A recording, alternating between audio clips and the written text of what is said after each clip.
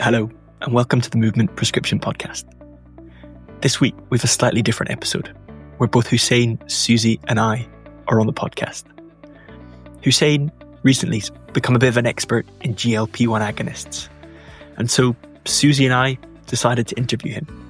It's quite a wide-ranging episode where we initially talk about what they are, their licenses for use, their side effects, and their effectiveness, before importantly going on to talk about lifestyle and particularly physical activity. At the end, Hussain has some real action points and calls to action, whether you're a health professional, work in the physical activity sector, or just someone that's really interested in their own health. We really hope you enjoy. Hey guys, how's it going? Very well, thank you. Hi, Callum. This is a slightly different episode today. And Hussain, if someone's tuning in for the first time, can you give us a quick introduction to you and what you do? So my name's Hussain. I'm a GP based in the West Midlands, and I have an extended role in lifestyle medicine with a number of different options sort of in a portfolio career. I work at the Royal College of GPs alongside yourself as one of the physical activity champions. Also work at Parkrun as the health partnerships lead. And I'm the lifestyle medicine course lead at Red Whale, GP Update, as many of you will know. So creating content there and also leading their obesity course. Great, thanks. And often on TV, don't forget that. Well, every now and again. Good morning, get wheeled Great out. Britain. So today, Suzy was going to open with a great question, which she posed to me earlier. Suzy, before I steal your sandwiches, I'm going to let you ask that question. Hussain, this is an episode with a difference because obviously we were entitling it the GLP-1s and physical activity, but why are we talking about a medication on the Movement Prescription Podcast? That's a fantastic question. And I think its answer is quite complicated, but I'll give you a simple one. When we think about how GLP-1s are going to be used, physical activity has a really important aspect to every part of that. Not just how we should prepare patients before they start treatment. Not only that the evidence shows that physical activity, in particular resistance training during treatment, yields better results. And I think most importantly, physical activity has been shown to be probably the biggest lever that the patient can pull to prevent weight regain after stopping these injections. And that's vitally important, not just for the patients so they don't go through yo-yoing exercise of losing weight and the psychological trauma that leads to. But when we think about the cost of tirzepatide on the NHS, which is one of the leading GLP-1s and GIP injections, that's coming in at around £20,000 per quality adjusted life year. And that's just right on the threshold for NICE in terms of what they would class as being cost effective. If we see significant weight regain on these injections, then we aren't going to get that benefit, sadly. Hussain, for people that are listening, and loads of people have heard about GLP-1 agonists, Wegovy, tirzepatide, some people might not have. And just could you give a really quick starter for six about what GLP-1 agonists are, what they do, and maybe just briefly touch on the different names that we might have heard in the media? So GLP-1 is a class of medications that you may have heard of recently, but it's been around for a little while because we've been using it in type 2 diabetes.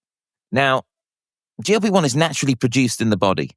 It's actually produced in the small intestine, predominantly in the final part, which is called the ileum, out of L cells. And when we eat meals, it responds to that, releases GLP-1, glucose-like peptide, and it then acts on the brain to promote the release of chemicals which make you feel full.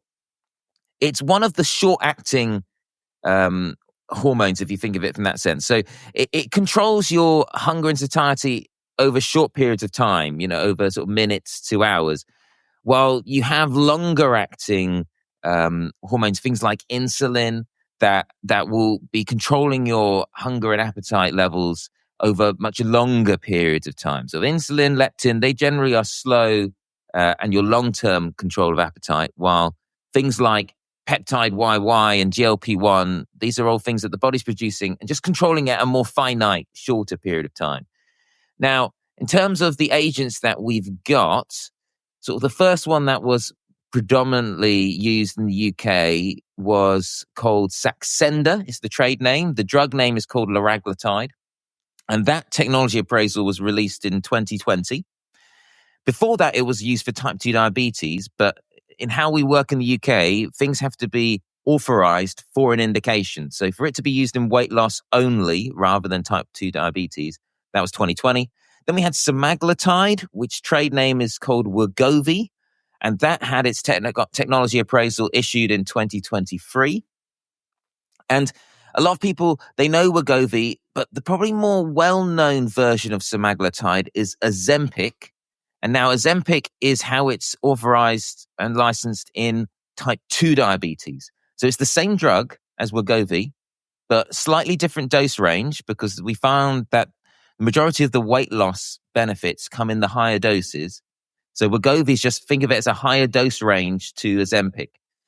And then the most recent one, which was actually only authorized in December 2024, is tirzepatide, which has a trade name Mounjaro.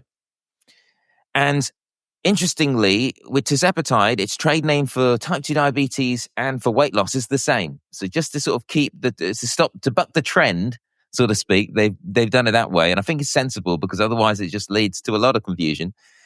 And that one's unique because, unlike with semaglutide and liraglutide, tirzepatide has been authorized for both primary and secondary care. So this is coming into primary care, and that means a much wider audience of people. And just to give you the impact that this is going to have, 2.8 million people are eligible for tirzepatide. And it's estimated that 1 in 5 GP appointments will be related to either starting, titrating, or managing in some way patients on specifically tirzepatide.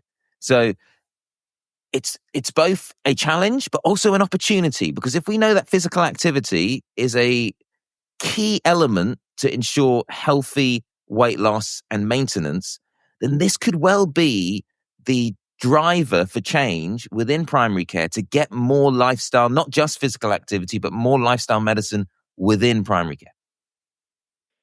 Couple of things just pick up on, I suppose, from my understanding, that the research looks pretty good. The kind of Wegovy, maybe 11% weight loss over 12 months is what they report, whereas the Mounjaro tirzepatide is 22% over 12 months. So over 72 months. So over tirzepatide, 72. it's over a longer period of time. Okay, so 72 months. But although there's been no head-to-head trials between the two, from what you can tell from looking at the different trials that have been done, tirzepatide does look more effective at weight loss. And the key difference is tirzepatide is a dual receptor. It works both on GLP-1 and GIP, which is gastric inhibitory peptide.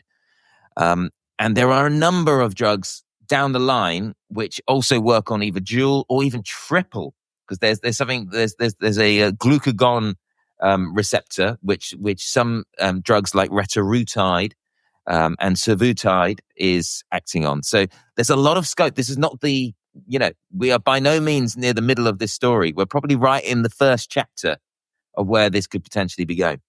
And from my understanding, I've prescribed oral GLP-1 agonists for diabetes, but most of the stuff in the news is about weekly injectable forms because they're the most effective.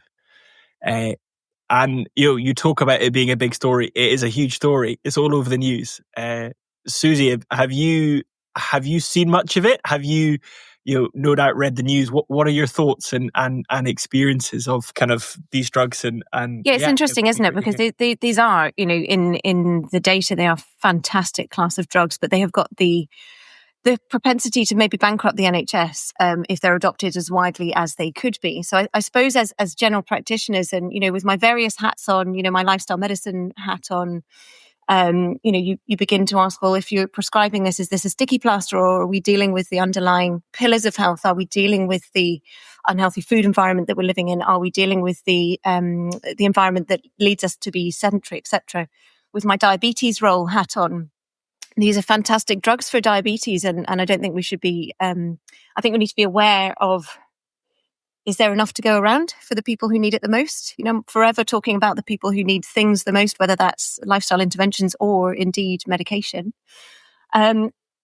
We're aware of people getting them online from online pharmacies and completely inappropriately getting them from online pharmacies. So there's an overwhelming amount of information. It's quite difficult to focus our thoughts on this.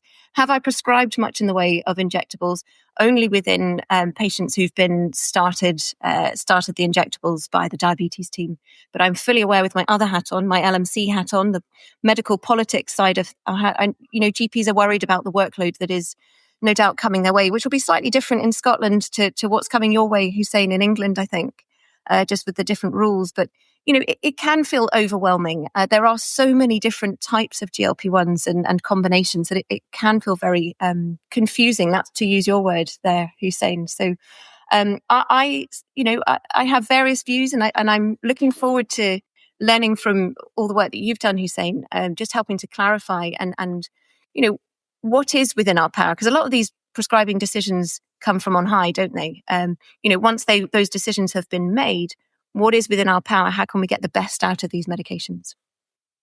For listeners, Suzy not only gave an incredibly eloquent response, but she's also cuddling a 12-week-old puppy who is trying to bite her. And it's a masterclass in multitasking, isn't it, Hussain?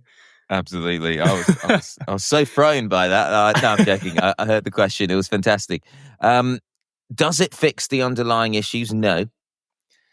And I do fear that if it's not used as a tool, then we will just exacerbate a lot of the kind of inherent issues as to why, unfortunately, 70%, well, just under 70% of men and 60% of women are unfortunately overweight and obese, and they're living with that.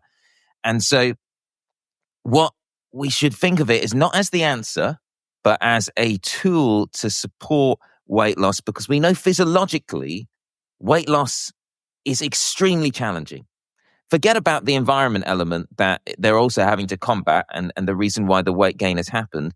It's really hard to achieve. So if we can utilize these injections, but it has to be done alongside lifestyle support, not just nutrition and physical activity, but beyond that, in terms of how do we try to support the kind of the holistic approach of both community elements, the stress that may be going on, whether it be work, family. How can we support patients in a long-term, in-depth way? Because if all they're going to get is GLP-1, then I can assure you they will lose weight, but then they will regain the weight. And they are going to be either having to take GLP-1 injections for the rest of their lives, or they're going to be aggressively yo-yoing in weight up and down. And that's, I think, will be a massive shame. But I do fear that in terms of the rollout, in sort of the hope for scalability, that we will see corners being cut. And when corners are being cut, you will not lead to the long-term benefit that you could potentially extract from this. And you can see it in studies. There was one study that looked at a group of patients, all had a year's worth of liraglutide, so that version of the GLP-1. Now, one group had no physical activity support. The other group had physical activity support. And it was in the sort of realm of 2 sessions a week, half an hour, predominantly strength resistance training. Now, when you looked at a year after stopping liraglutide, the group that had just the GLP-1, no physical activity during that year, had gained 6 kilograms on average. But the group that had physical activity during that year, but not during the year once they stopped it, they were left to their own devices after that, they only gained 2.5 kilograms. So that's a big difference. And when you're thinking about the 2.5 to 6, when you then extrapolate that across the population, that's many, many pounds. And that's also obviously an improvement to their health as well. So I think on many different fronts, we need to be careful not to rush these things out and instead focus on how do we produce the wraparound support that's necessary to make sure that patients have now an option to support them in healthy weight loss, rather than, for example, you see the headlines of take GLP-1s to get people back to work. And it's just such a over reduction of the complexity of what an illness like obesity is, to think that somehow if you inject people, they'll be more likely to work. There's so many other barriers that prevent that. But I think it's really important that we consider that, and we consider the whole package. Hussain, I really want to pick your brains from all the work you've done on kind of what the lifestyle and the physical activity look like. But before that, you mentioned two kind of really scary statistics earlier on, which is that 2.8 million people in the UK will be eligible, and that it will account for 20% of all GP appointments in 12 years' time when it's fully rolled out. And that's based on the nice guidance that was released in, was it December, which talked about everyone that's above a BMI of 35 will be eligible? Yeah, so that was specifically the NICE technology appraisal for tirzepatide, because unlike the other GLP-1s in the past, tirzepatide will be open in terms of where it can be prescribed. It doesn't need to be in specialist services. Yeah. It will be open to be prescribed across. And in the NICE committee kind of guidance notes, they explained that, obesity is a chronic, long-term condition that affects many people, and therefore needs to be accessible. Treatment needs to be accessible in a wide range of places. If we expect the huge proportion of our population to be going through specialist weight management services, it's never going to happen. Do you know what I mean? It's never going. They're already inundated with huge wait lists. For example, what's your wait list up in Scotland? And mine, it's about 2 to 3 years. Yeah, the wait list is massive.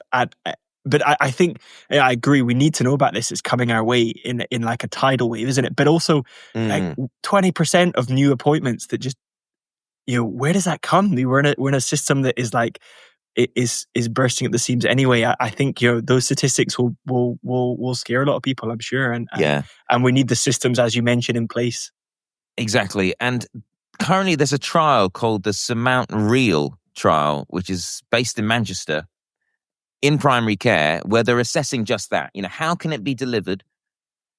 More than likely, it's going to be outside of your traditional kind of clinic sessions, and also who's delivering it, because I think from what most evidence shows, it doesn't need to be clinician-led all the time. I think there obviously needs to be a prescriber there, but that wraparound support, that could be group consultations, for example. If the physical activity groups, that could be linking in with local physical activity partners into the current referral pathways, that they could have dedicated ones for these kind of presets. So that scalability is going to be really important. Now, the worry is that they're going to go for kind of the minimum effective option, which I think isn't right in this case. I think obesity is too complicated and too important a societal issue that we should go for the minimal effective dose.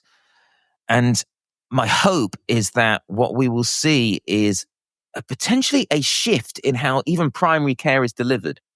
So we start to understand that 10 minutes or 15 minutes or even 20 minutes is not enough time for long-term conditions. And instead, we need an approach which is based on intensive support and then a titration down, where, for example, they come in and they have maybe a 12-week, once-a-week group consultation with support from a dietitian and a health coach.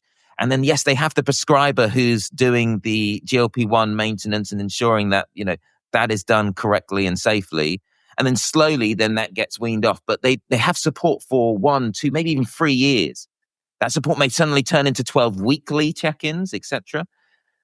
But I think that's what's necessary. And, Suzy made a point of that. People are going online, filling out an online form, getting a prescription from the pharmacy, and they're not speaking to anyone.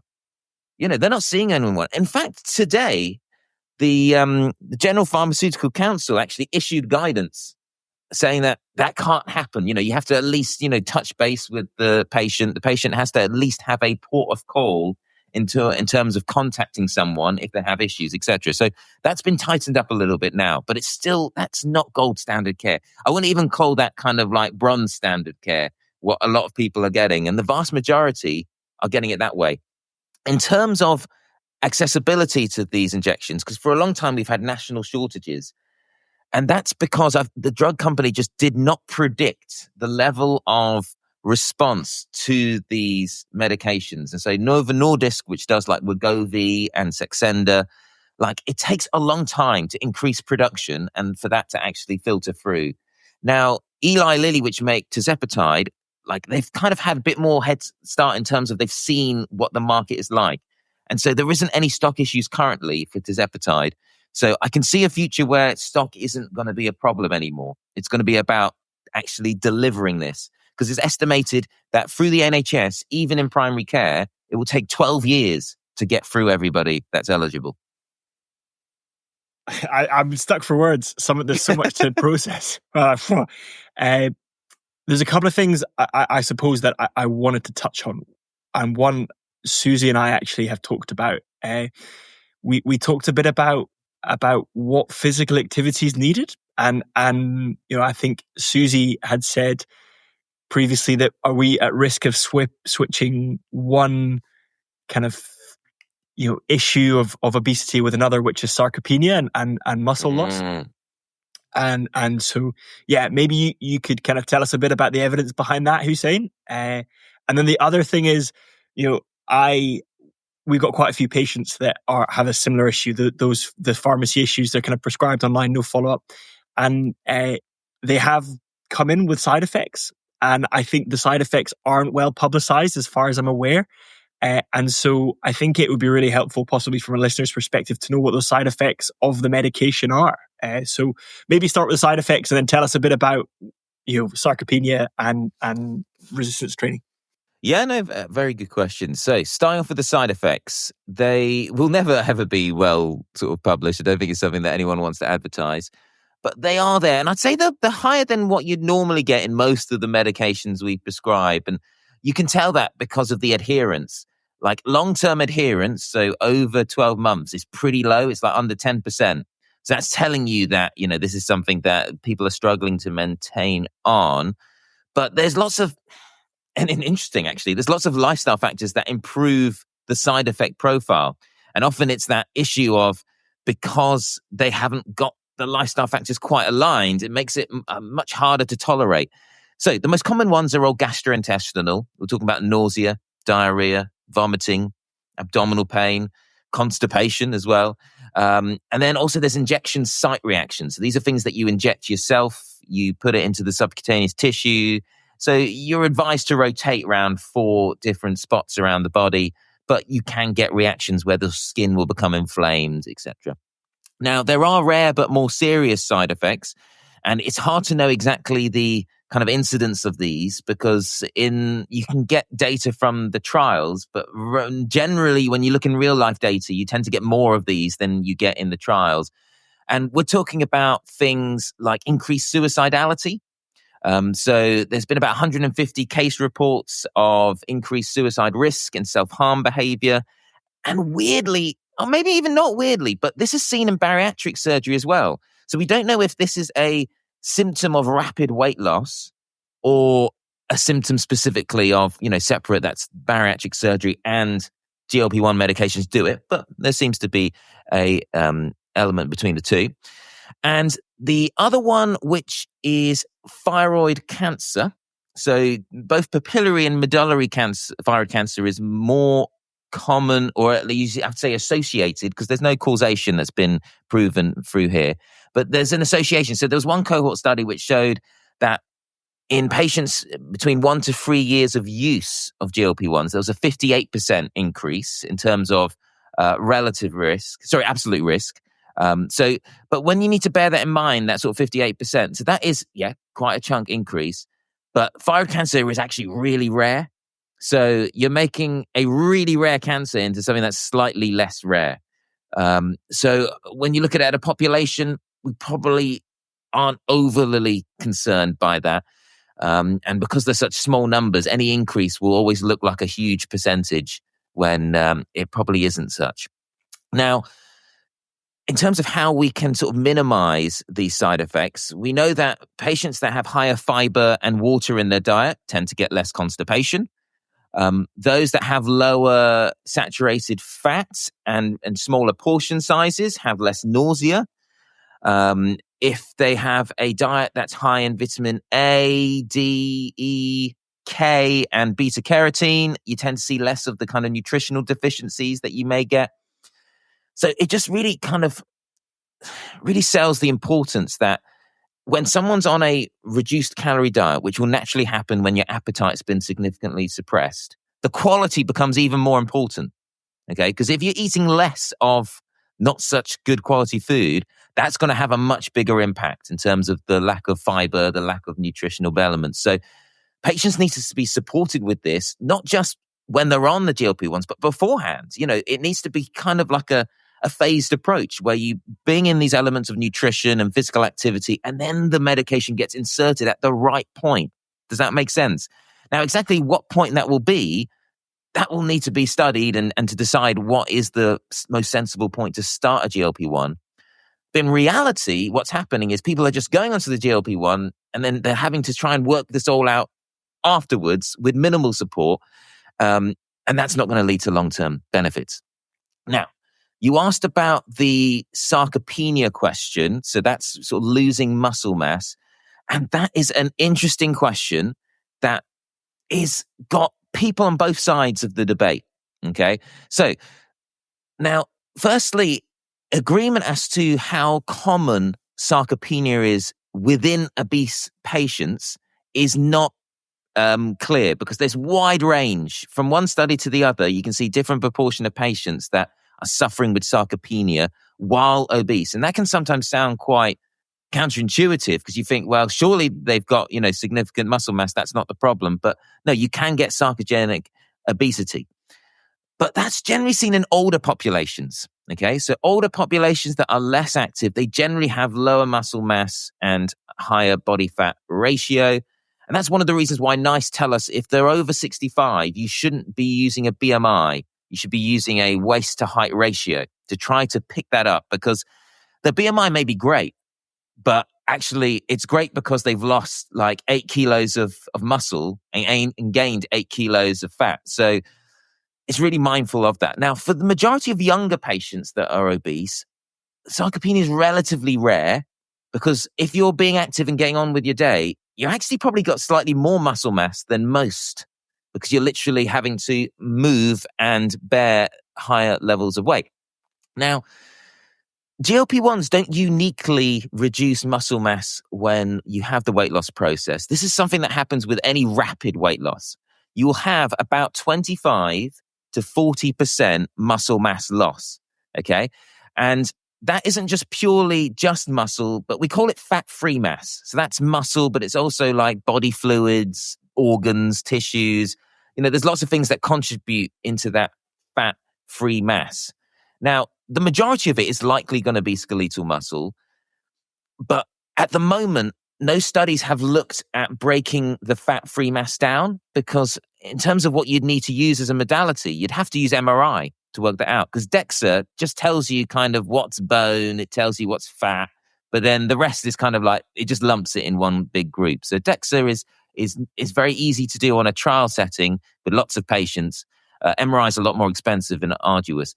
So hopefully there'll be studies that explore that so that we really get an idea. But what we find is that the more rapid the weight loss is, the more likely you are to see a drop in muscle mass. But interestingly, the GLP-1s all have different levels to which we see this. Now, not in head-to-head trials, but looking at separate trials, tirzepatide seems to be better at preserving the muscle mass loss compared to semaglutide, which is Ozempic, Wegovy. For example, we saw with the Ozempic and sort of the semaglutide trial, that was 39% fat-free mass lost, while with tirzepatide, it was 25%. So a significant difference. Now, in terms of how do we minimize the muscle mass loss, we come back to lifestyle, okay? The number one thing is physical activity. Resistance training will very much help to prevent that muscle mass loss to as a severe level. And then the other bit is increased protein intake. So if you've had increased protein intake, it's not really the timing during the day. It tends to be the total amount that's being consumed in the day. That also preserves muscle mass. And it's all because of the signaling that happens when your body absorbs a higher dose of protein. It sort of signals to the muscles to try to regenerate and to increase structure. So generally, overall, what we're seeing, we want to have a slower approach to the weight loss. So using lower doses for a bit longer rather than higher doses for shorter. We want a higher protein intake, and we want to encourage them to include resistance training. That doesn't have to be in the gym. That could be home workouts, that can be getting them to do some gardening. Whatever it is, we just need to test the muscles and try to have a more all-body approach to preserve your muscle mass. Thanks, Hussain. That was a big answer to a number of questions that I It just was a kind of big question. blurted out. So that was great. Suzy, have you got any questions? No, I was just furiously making notes there because I can almost visualize like a one-page summary of the lifestyle interventions that we need to go alongside this one tool and what I would call the obesity jigsaw. So I tend to do this in mental health. I talk about the mental health jigsaw. And I can almost see the one-page summary now. And that's what we've done at the Red Whale Lifestyle Medicine course. Like, we've created like a visual gem, which sort of brings it all together so that you can be like, okay, these are the key points that we need to consider. Because I think, that the last thing we want to do on this show is create any form of moral panic. We want to actually put people back in control and say, well, actually, okay, here is the situation and it's coming our way whether we like it or not. But actually, here's what we can do about it. This is what's within our, what do they call it? The locus of control. Yeah. And it's a potential opportunity. Like, it's, yes, there's a threat. Absolutely, there is a threat that this will just be overly relied on and considered sort of a more effective way to improve the weight of a population rather than through lifestyle intervention. Or we could say, look, this is actually an opportunity to embed proper lifestyle medicine within primary care, because for so many people, it's in their interest. It's in the interest of the patient. It's in the interest of the commissioners. It's in the interest of also primary care, because we don't want to have patients constantly coming back and maintaining them on lifelong treatments. So apart from the pharmaceutical company, this is in the interest of everyone involved. The other thing that strikes me, the opportunity, is that if people are losing weight, they've probably been wanting to do it for years, and they probably get an emotional boost from the fact that they are being successful, and that kind of wave of that offers a real opportunity to try and embed some of these other things like being more active and eating better. Yeah, and we know that when we compare in terms of when to start GLP-1s, those that have already lost 5% at least of weight through lifestyle interventions do better and lose more weight on the GLP-1s compared to those that are going from a cold start, so to speak. There's been so much gold in this from you, Hussain, which has been awesome. I suspect it's, we're 30 odd minutes in, and it's going to be a double listen, probably for me anyway, to take notes.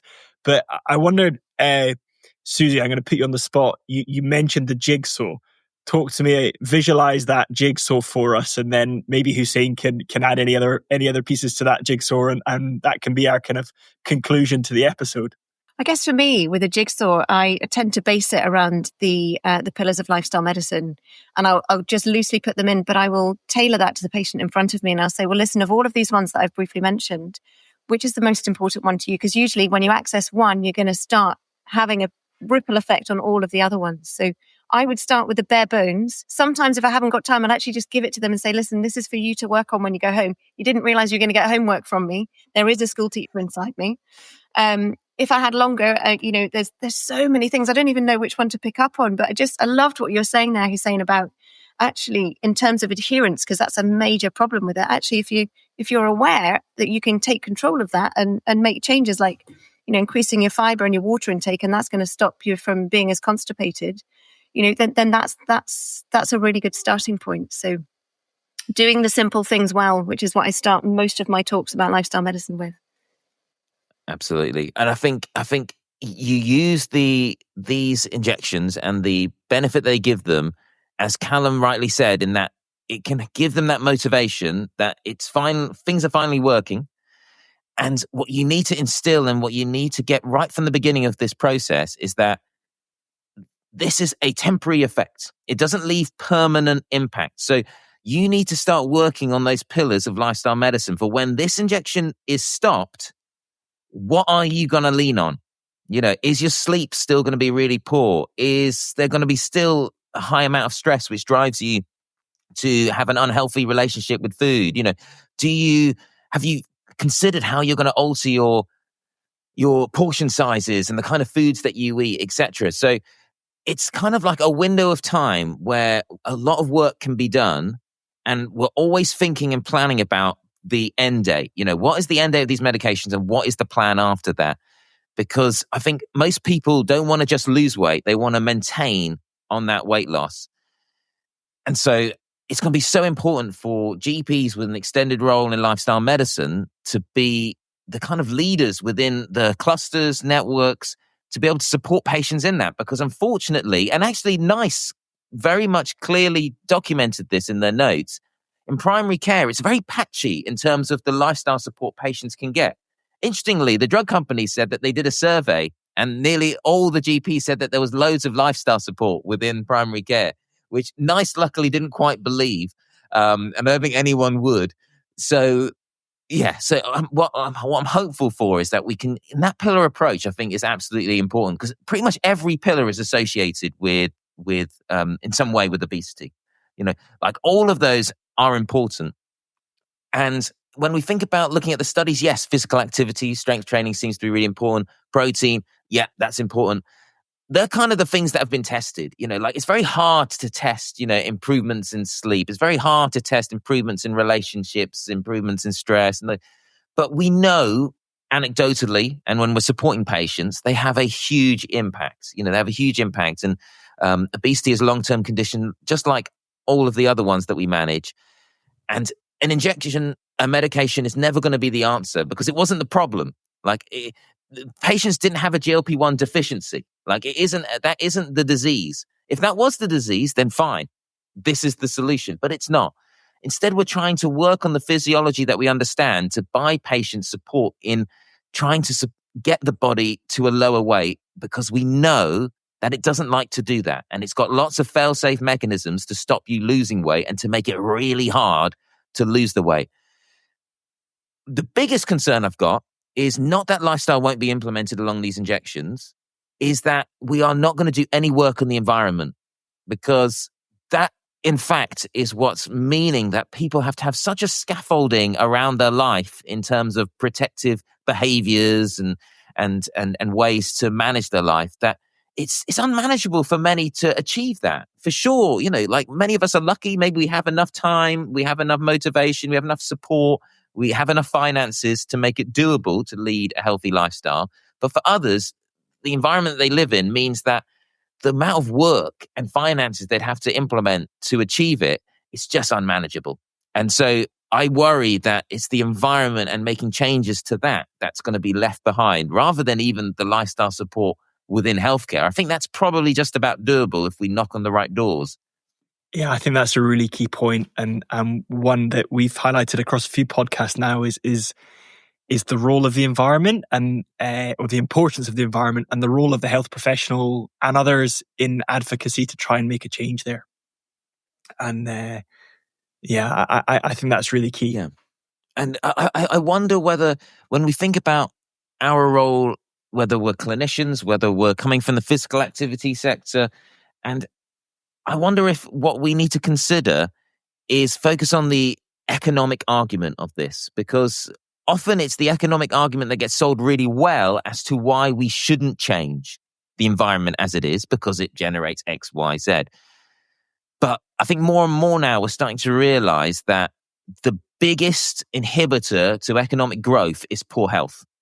And it's taken a humongous list of patients that are off long-term sick for people to start to want to tackle that. And that gets tackled not by trying to inject these people back into work. That gets tackled by understanding what was the environment that led to the largest number of people within the working age being too unwell to work. And it's just really upsetting. It's really upsetting. We've actually launched a lifestyle group consultations for patients that have been off work for 3 months or more through the ICB, through like a Work Well project. And I'll be honest, I had some really bad biases. I thought no one's coming to this. I'm going to send out this text to patients. None of these patients want to come and get support on lifestyle, but hell, they're paying me, so I'm going to do it. Now, I can just literally see on my computer, Dr. Fleming, he's one of my colleagues, Joe Fleming, the clinic is inundated. She is like, I'm scared now to open the other practices because I know that we're going to have way too many patients than we can even consider dealing with in the next 6 months. And so I think that tells you that these people, they're not work shy. They don't want to run away from employment. They're actually, unfortunately, living in such an environment that they find it exceptionally difficult to maintain work. And that's the biggest disappointment, I think, in all of this, that we've created an environment that causes that much illness. We need to get you on and respond to Wes Streeting. Absolutely. He can come to the clinic anytime. He can come down and speak to them himself. All right. Well, look, that's been really great from my personal perspective and hopefully for everyone listening as well. As ever, we'd love to hear your feedback and if you want to be on the podcast, let us know. I'm going to leave the final word with you, Hussain, just like maybe 2 key take homes that you really just want to really hit home before we head into whatever we're doing. Do you know what? Rather than take homes, Callum, I'm going to give action points because I need people to support in this project. So for healthcare professionals listening to this that have a lifestyle, either qualification or background or interest, speak to your partners, speak to the head of your clusters, say that you would be happy to support the rollout of these medications when it comes and when it's properly funded, and that it's super important that a wraparound lifestyle medicine support is offered to these patients. So that's the part that you need to do. Anyone from the physical activity sector that's listening to this is probably your best opportunity to integrate into health. Because of all the things that we are going to consider, NICE are very much going to push physical activity because it's got the biggest evidence base for improving this.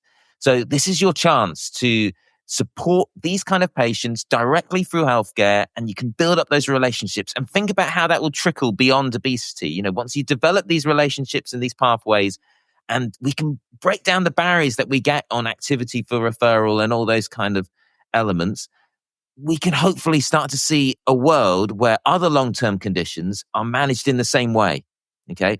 In the same way, rather than just specific rehabs that they have to go with long waiting lists, that we can consider it always as a packaged approach rather than a troubleshoot approach that we have often with long-term conditions. So yeah, that's my big ask, that people go out, try to latch onto this opportunity, and let's make sure that it's delivered correctly. Amazing. Well, thanks, Hussain. Thanks, Suzy. Lovely to chat. Thank you. I love those call to actions there. Well done, Hussain. Hi, it's Callum. I really hope you enjoyed the episode. We are so grateful to the British Society of Lifestyle Medicine for their support in producing these podcasts. And we wholeheartedly share their vision of transforming healthcare and levelling health inequalities through lifestyle medicine. If you want to find out more, please head to bslm.org.uk. Although catering for healthcare professionals, this podcast is for everyone. If you enjoyed it, please share it. And we love hearing from you, so do reach out. Thanks for listening.